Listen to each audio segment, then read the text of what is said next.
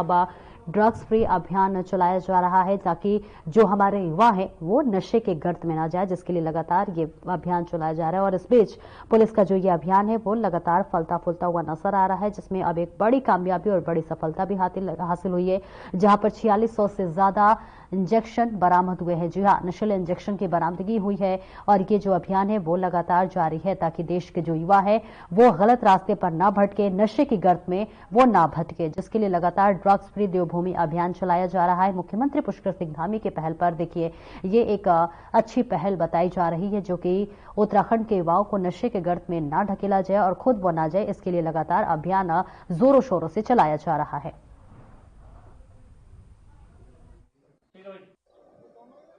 थाना क्षेत्र में हमारी सीआईए यूनिट, पेट्रोल थाना पुलिस और हमारी जो ड्रग इंस्पेक्टर उनकी टीम के द्वारा संयुक्त रूप से कार्रवाई करते हुए करीब 4600 के ऊपर हम लोगों के इंस्पेक्टर जो इंजेक्शन थे वो हमें प्राप्त हुए हैं और ड्रग इंस्पेक्टर द्वारा इसकी पुष्टि भी की गई कि ये जो इंजेक्शन हैं वो नशे के लिए उपयोग में लाए जा रहे थे। इसी को इनके द्वारा परिवहन किया जा रहा था। इसमें 2 लोग पकड़े गए हैं और कमर्शियल क्वांटिटी को ध्यान में रखते हुए इन लोगों की अरेस्टिंग की गई है। और इसके सारे वेयरअबाउट जो हम लोग चेक कर रहे हैं कि ये लोग कहाँ से लेके आए हैं और किन लोगों को इनको दिया जाना था, उनको भी हम लोग के द्वारा इसमें सम्मिलित किया जाएगा। इसमें जल्दी ही अन्य अरेस्टिंग की और होनी है। ये तो पैडलर ही है।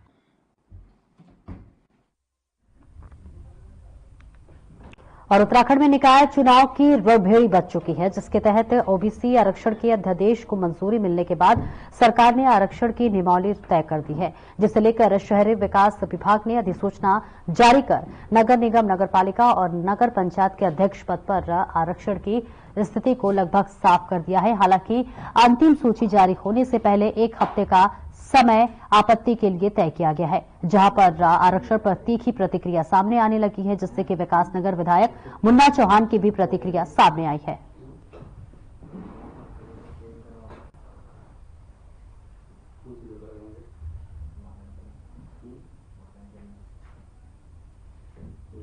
करा सकते हैं 1 सप्ताह बाद उसका निराकरण का भी समय रखा गया है।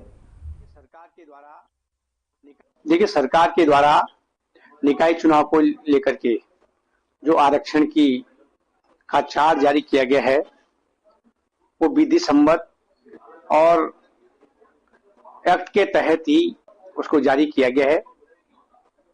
और ये आरक्षण चार्ट अभी अनंतिम है और अंतिम आरक्षण चार्ट ये नहीं है।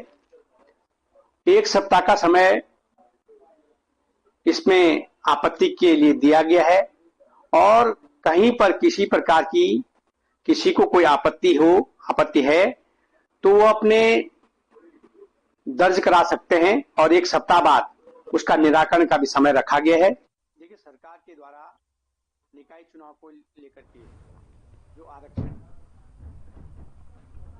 उत्तराखंड सचिवालय देहरादून में मुख्य सचिव राधा रतोड़ी ने शासन के उच्च अधिकारियों को बैठक ली है, जहां बैठक में मुख्य सचिव ने कहा कि उत्तराखंड आयुष नीति 2023 के तहत उत्तराखंड को विश्व की प्रमुख आयुष डेस्टिनेशन के रूप में विकसित करने का लक्ष्य रखा गया है। इस दौरान मुख्य अतिथि ने विकसित भारत 2047 के तहत तर्ज पर विकसित उत्तराखंड 2047 के तहत दृष्टि पत्र की प्रक्रिया की समीक्षा भी की।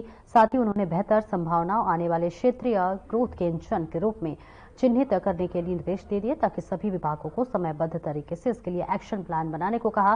तो वहीं मुख्य सचिव ने कहा कि मुख्य ग्रोथ इंजन के रूप में उद्यान और जैविक खेती के तहत उच्च मूल्य वाली फसलें, सुगंधित और औषधीय पौधे और वही पॉली हाउस खेती, बागवानी फसलों, केसर, सेब और कीवी, स्थानीय खट्टे फल और अखरोट की खेती को बढ़ावा देना होगा। राज्य में आयुष और वेलनेस हब की अपार संभावनाएं हैं।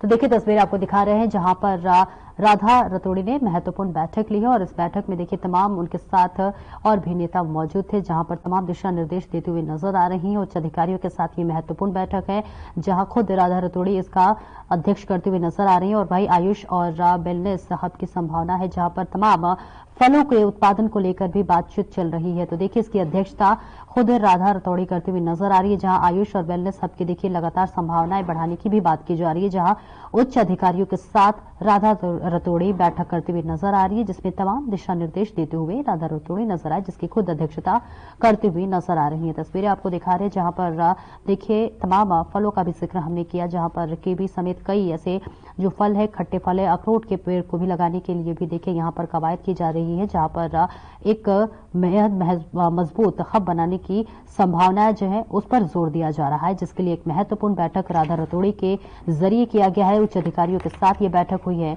और खुद इसकी अध्यक्षता राधा रतौड़ी करती हुई नजर आ रही हैं।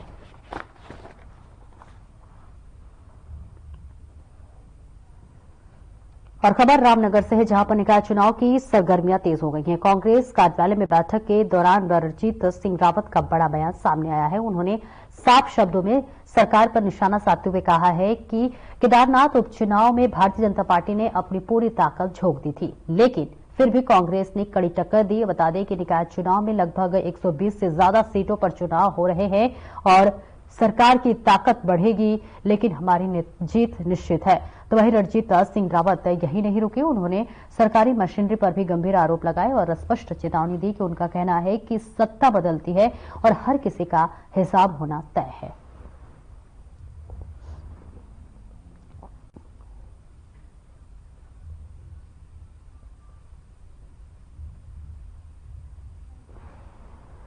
तो तस्वीरें आपको दिखा रहे हैं, जहां पर निकाय चुनाव की सरगर्मियां है वो तेज होती हुई नजर आ रही है, जहां 120 से ज्यादा सीटों पर चुनाव होने वाला है। तमाम जो पार्टी है वो इस वक्त अपनी पूरी जोर आजमाइश करती हुई नजर आ रही है। इस पर देखिए कांग्रेस भी अब लगातार एक्टिव मोड पे नजर आ रही है, जहां पर कांग्रेस का ये बयान भी सामने आया है। कांग्रेस का कहना है कि जीत सुनिश्चित है और हम ज्यादा से ज्यादा सीटों के साथ जीतेंगे। रणजीत रावत ने देखिए सरकार पर साधा निशाना और इसी के साथ साथ वो बैठकें लेते हुए नजर आ रहे हैं और अपनी तमाम बातों का जिक्र करते हुए उन्होंने अपने कांग्रेस की जीत को सुनिश्चित करते हुए कहा कि 120 सीटें हैं और 120 सीटों में से ज्यादा इस पर जो है कांग्रेस जीतते हुए नजर आएगी। देखिए कांग्रेस कार्यालय में ये बैठक हो रही है और इस बैठक में जो है निकाय चुनाव को लेकर तैयारियों पर विशेष बल दिया जा रहा है और इसी के साथ साथ तमाम कार्यकर्ताओं और नेताओं को भी कई दिशा निर्देश दिया जा रहा है और अधिक से अधिक जो है वोट अर्जित के लिए भी लगातार जो है अपने कार्यकर्ताओं को जनता को अपील करने के लिए भी की जा रही है।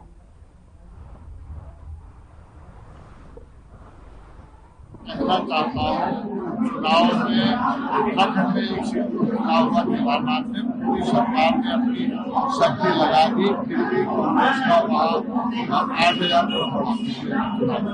तो जब आम चुनाव होगा 120 से लगभग जो है नगर पंचायत, नगर पालिका और नगर निगम में मिलाकर सबके जब चुनाव होगा तो सरकार की शक्ति बढ़ जाएगी।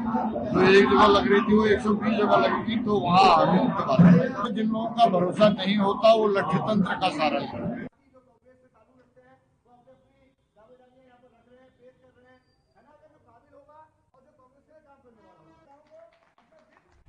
और कांग्रेस गौतम अडानी और भाजपा गठजोड़ मणिपुर हिंसा, भ्रष्टाचार जैसे कई मुद्दों को लेकर 18 दिसंबर को राजभवन मार्च करने जा रही है, जहां पर पार्टी प्रदेश अध्यक्ष करण माहरा के नेतृत्व में और सह प्रभारी सुरेंद्र शर्मा को उपस्थिति में कांग्रेस प्रदेश मुख्यालय से राजभवन तक मार्च निकाला जाएगा, जिसमें पार्टी के सभी वरिष्ठ नेता और बड़ी संख्या में कार्यकर्ता शामिल होंगे।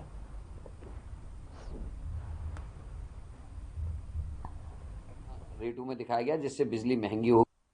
देखिए पूरे प्रदेश से हमारे वरिष्ठ जन कांग्रेस के जितने हैं वो हमारे कार्यकर्ता जो हमारे पार्टी के आइडियोलॉजी से जुड़े हैं, आम मानस इसमें सम्मिलित होगा, क्योंकि विषय ही ऐसा है। एक तरफ उपभोक्ताओं के संग जो छल अडानी ने किया है, महंगे जो सस्ता कोयला लाए थे उसको बहुत महंगे रेटों में भारत को दिखाया गया, जो मशीनरी खरीद गई उसको भी कई गुना रेटों में दिखाया गया, जिससे बिजली महंगी होगी और उसका असर जो है आम आदमी के सिर पर जाएगा। पहले ही स्मार्ट मीटर को लेकर लोग परेशान हैं। दूसरी तरफ मणिपुर की घटना, मणिपुर में पिछले 1-1.5 साल से बहनों को निर्वस्त्र घुमाया जा रहा है, उनको मारा जा रहा है, लोगों के कत्ल हो रहे हैं, डकैतियां पड़ रही हैं, लोगों के घर जलाए जा रहे हैं, प्रतिष्ठान और दुकानें जलाई जा रही हैं, लेकिन देश का प्रधानमंत्री वहां नहीं जाता, वहां के रोकथाम के लिए कुछ नहीं करता। तो ये बहुत गंभीर विषय है। विपक्ष उन मुद्दों को जो आज के प्रमुख मुद्दे हैं उनको सदन में उठाना चाहता है। लोकसभा में जिस तरह से कांग्रेस अध्यक्ष आदरणीय मल्लिकार्जुन खड़गे जी, हमारे नेता प्रतिपक्ष आदरणीय राहुल गांधी जी, आदरणीय प्रियंका जी, हमारे विपक्ष के सांसद लगातार सवाल कर रहे हैं अडानी और अंबानी के बारे में कि क्या रिश्ता है, आखिर क्या वजह है। लेकिन सरकार इसमें चर्चा नहीं कराना चाहती है। देखिए, पूरे प्रदेश से हमारे वरिष्ठ जन, वो हमारे कार्यकर्ता,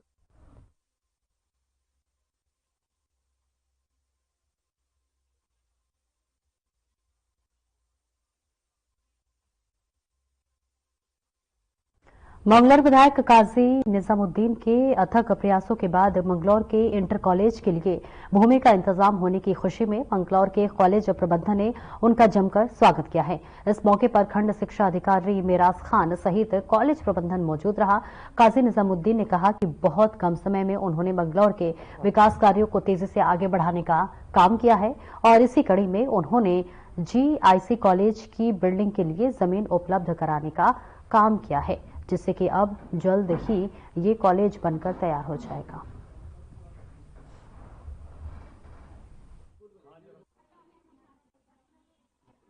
बारहवीं का जो लड़कियों का स्कूल है, सरकारी स्कूल, उसके लिए जमीन और बिल्डिंग नहीं थी, तो ये नगर पालिका के कुछ एक भवन ऐसे हैं जो किसी काम में नहीं आ रहे थे, लेकिन नगर पालिका के बोर्ड चलते वो देना संभव नहीं हो पाता था।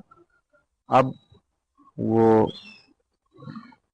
उस स्कूल के नाम करवाकर उस स्कूल के लिए पैसा सैंक्शन हो गया है और वहाँ 12th का स्कूल जो लड़कियों का है उसके लिए, हालांकि जगह वो भी कम है, लेकिन कस्बे के बीच में जितनी जगह उपलब्ध है उसी के बीच में वो स्कूल अब संचालित होगा।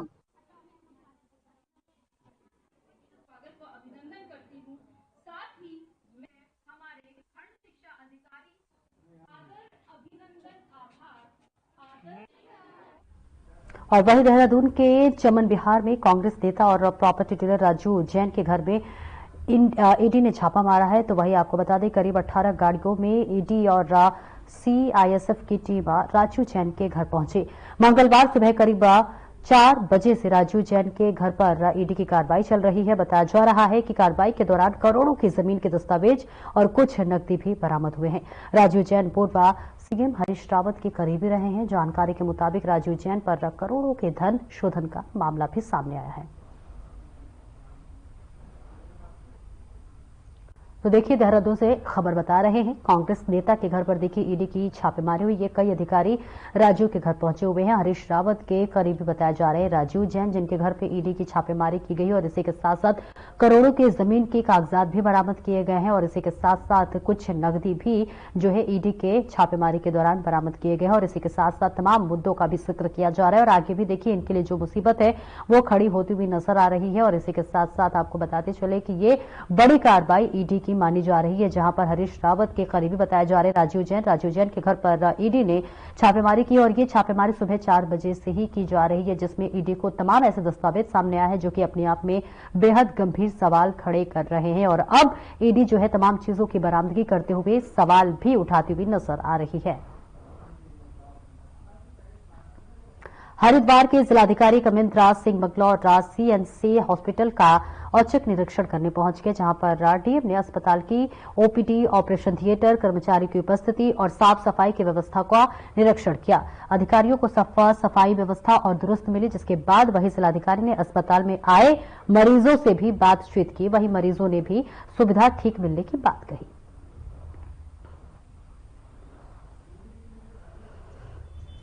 मंगलौर का निरीक्षण किया गया है, सीओ साहब साथ में है और यहाँ पे पाया गया है कि सामान्य व्यवस्थाएं तो यहाँ पे अच्छी हैं, साफ सफाई ठीक है, मरीज संतुष्ट हैं। मरीजों से बात की गई जो एडमिट है यहाँ पे, तो OPD भी इनका अच्छा चल रहा है।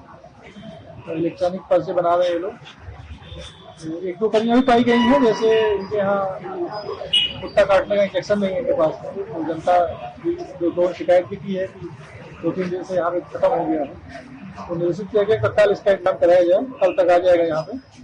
इसके अलावा जो इनके पास एंटीवेनम इंजेक्शन था, वो सांप काटने की दवा होती है, तो वो दवा कंप्यूटर में तो 20 दिख रहा है, लेकिन मौके पे 6 पाया गया, और 6 में भी 5 एक्सपायर्ड पाया गया। तो ये बहुत ही आपत्तिजनक है, और मैंने कहा है कि जांच करके कार्रवाई करें और इस बात को लेकर।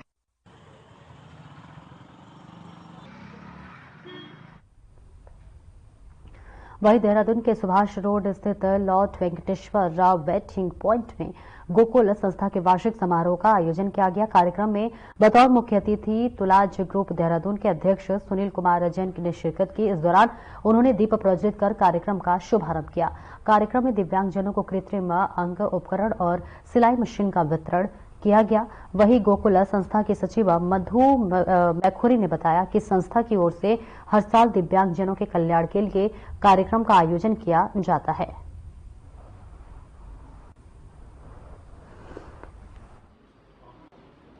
गोकुल का यह प्रयास रहता है कि दिव्यांग व्यक्ति शरीर से होता है, मन या भावना से नहीं होता, तो इस भावना को ही प्रोत्साहित करने से कोई अपने शरीर की सीमितता के साथ भी असाधारण कार्य कर सकता है। तो इसको देखते हुए खेल जगत के हमारे कुछ यहाँ पर खिलाड़ी जो वॉलीबॉल के हैं, 11 खिलाड़ियों को और उनके जो कोच हैं उनको यहाँ पर सम्मानित किया गया है। तो आज की यह प्रमुख हमारे यहाँ पर विशेषता रही है। अब तक हम लोग लगभग 40,000 जरूरतमंद और दिव्यांगजन का सहायता कर चुके हैं अपने लगभग 84 कार्यक्रमों के माध्यम से।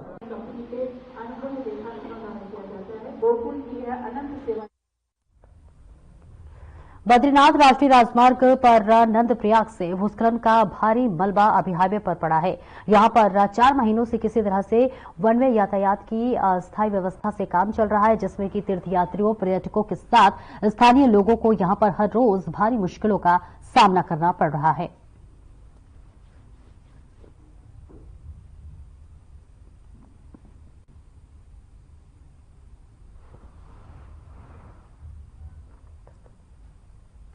राज्य कर विभाग की विशेष अन्वेषण इकाई ने देहरादून, ऋषिकेश और हरिद्वार की आयरन स्क्रैप फर्मों पर छापेमारी कर 12 करोड़ रुपए का इनपुट टैक्स क्रेडिट फर्जीवाड़ा उजागर किया है। अपर आयुक्त गढ़वाल जेना पीएम डुंगरियाल में और संयुक्त आयुक्त अजय कुमार सिंह के नेतृत्व में 5 टीमों ने यह कार्रवाई की है। कार्रवाई के बाद स्क्रैप कारोबारियों ने गलती स्वीकार की है, जहां पर 81 लाख रुपए जमा कर दिए। और अपर आयुक्त पीएस डुंगरियाल ने बताया कि जल्द ही 1 करोड़ रुपए और वसूले जाएंगे। कबाड़ के कारीगर माफ कीजिएगा कारोबार में पकड़ा गया घपला 12 करोड़ का घपला करने गए पकड़े गए हैं।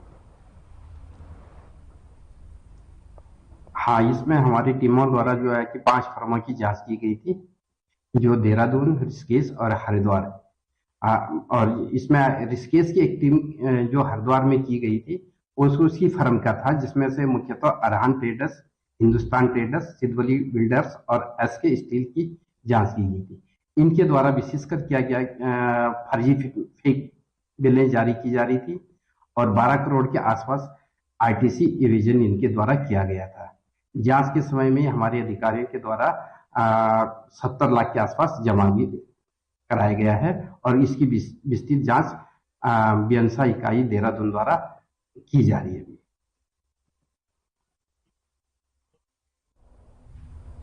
और उत्तराखंड में आगामी दिनों में होने वाले नगर निकाय चुनाव को लेकर कांग्रेस ने अपनी तैयारियां तेज कर दी है। प्रदेश मुख्यालय में कांग्रेस प्रदेश अध्यक्ष करण महरा के नेतृत्व में कांग्रेस मुख्यालय में निकाय चुनाव 18 दिसंबर को राजभवन कूच की लेकर चर्चा की गई। वहीं कांग्रेस के प्रदेश अध्यक्ष करण महरा ने कहा कि 18 दिसंबर को कांग्रेस पार्टी राजभवन कूच करने जा रही है, जिस संबंध में ये बैठक आयोजित की गई थी।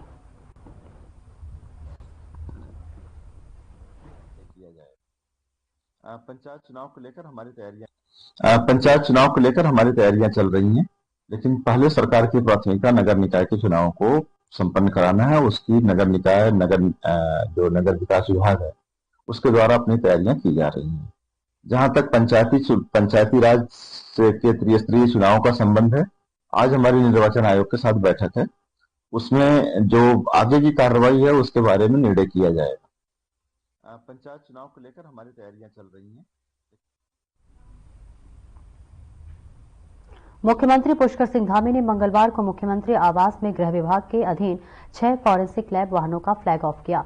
65 लाख की लागत वाले प्रत्येक फॉरेंसिक लैब वाहन में इस discussion kit, drug discussion kit, explosive kit, fingerprint kit, footprint kit समेत कई सुविधाएं उपलब्ध है और इन फॉरेंसिक लैब वाहनों के माध्यम से किसी भी आपराधिक घटना का मौके पर ही प्राथमिक परीक्षण संभव हो जाएगा। प्रथम चरण में ये फॉरेंसिक लैब वाहन देहरादून, हरिद्वार, नैनीताल, उधम सिंह नगर, नैनीताल, अल्मोड़ा और श्रीनगर भेजे जा रहे हैं। बाद में सभी जनपदों के लिए ये व्यवस्था की जाएगी। इन वाहनों के लिए राज्य को केंद्र सरकार से 3 करोड़ 92 लाख रुपए की धनराशि मिली है।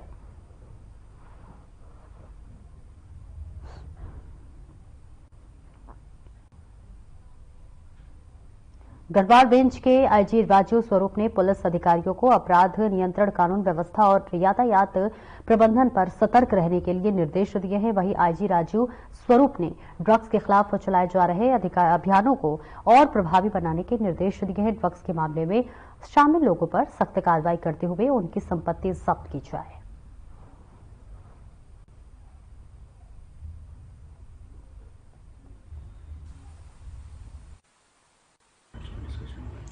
आज हमारे पूरे रेंज स्तर के पे ये मीटिंग हुई, जिसमें कि हमारे जितने भी एसएसपी, एसपीज थे वो कनेक्टेड थे। बेसिकली पहला उनको जो भी रेंज की एक्सपेक्टेशंस हैं जिलों से, एसएसपी से जो रिलेटेड एक्सपेक्टेशंस हैं, चाहे वो लॉ एंड ऑर्डर हो, क्राइम हो या फिर यातायात प्रबंधन हो, ड्रग रिलेटेड जो ड्राइव चल रहा है उसके बारे में उनको ब्रीफ किया गया, उनको निर्देशित किया गया कि किसी तरीके की कोई भी ऐसी जो ड्रग रिलेटेड चीजें जो जनपद में अगर होती हैं तो उन पे पूरी तरीके से वो कार्रवाई करें। भगवानपुर विधानसभा में इस समय विकास कार्यों की बाढ़ आई हुई है। विधायक ममता राकेश के प्रयास से इस समय भारी संख्या में विकास कार्य कराए जा रहे हैं। किसी भी विभाग से काम हो, ग्रामीणों में विकास कार्य को लेकर इस समय खुशी की लहर है। बता दें कि भगवानपुर के हल्लू माजरा गांव में करोड़ों रुपए की लागत से इंटरलॉकिंग टाइल्स की सड़क बन रही है, जिसको लेकर ग्रामीणों में खुशी की लहर है। ग्राम प्रधान प्रतिनिधि हसीना ने भगवानपुर विधायक ममता राकेश का आभार व्यक्त किया।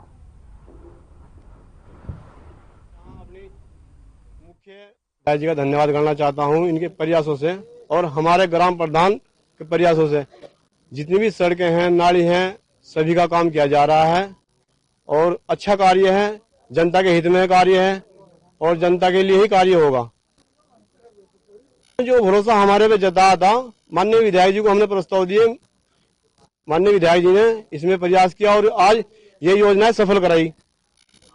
उप केंद्र की हमने काफी जगह चर्चा उठाई, काफी जगह प्रयास किया। हमने जहां जहां अपनी मुख्य धाराएं सब प्रयास कर लिया, उसका कोई निस्तारण नहीं कर पा रहे। जहां तक हमने एसडीएम को भी अपना प्रस्ताव दे रखा, हर जगह दे रखा। सरकार की तानाशाही है।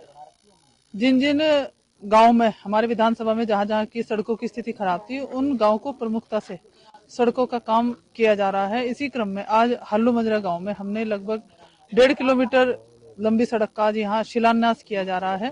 निश्चित रूप से कार्य पूरी गुणवत्ता के साथ किया जाएगा और मैं सभी सम्मानित ग्रामवासियों की, सभी जिम्मेदार साथी यहाँ पर हैं, हमारे प्रधान जी भी हैं, हुकम सिंह जी भी हैं और सभी जिम्मेदार साथी हैं। यहाँ पर रमेश जी भी हैं, धीर सिंह जी भी हैं, सलीम भाई हैं, नाथीराम जी हैं, मांगेराम हमारे डायरेक्टर रहे हैं कोऑपरेटिव के। तो सभी जिम्मेदार साथियों से कहना चाहती हूँ कि खुद खड़े होकर के अब काम करवाएं और कार्य में अच्छा काम निश्चित रूप से ठेकेदार करेगा और किसी भी तरह की अगर लापरवाही की जाती है तो निश्चित रूप से ठेकेदार के और अधिकारियों के खिलाफ कठोर कार्रवाई की जाएगी।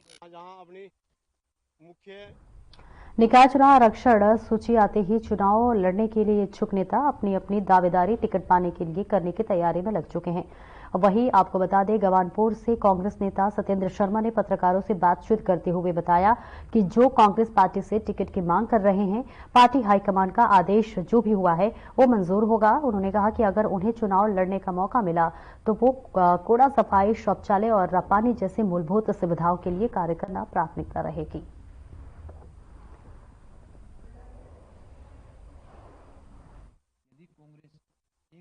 चुनाव भाई दावेदारी तो पहले सब करते हैं, सबका हक है। पार्टी में दावेदारी जो भी कार्यकर्ता है, पार्टी का पदाधिकारी है, अब उनका हक है, बनता है ये दावेदारी। निर्णय पार्टी का होता है, हाईकमान का निर्णय जो होगा वो सबको मान्य होगा। जिसे टिकट तो एक ही आदमी को होगा, जिसको टिकट होगा मेरे हिसाब से सबको उसका साथ देना चाहिए। कांग्रेस की सीट तभी निकल सकती है। कांग्रेस के लिए ये समय बड़ा कठिन समय है, बड़ा संघर्ष का समय है।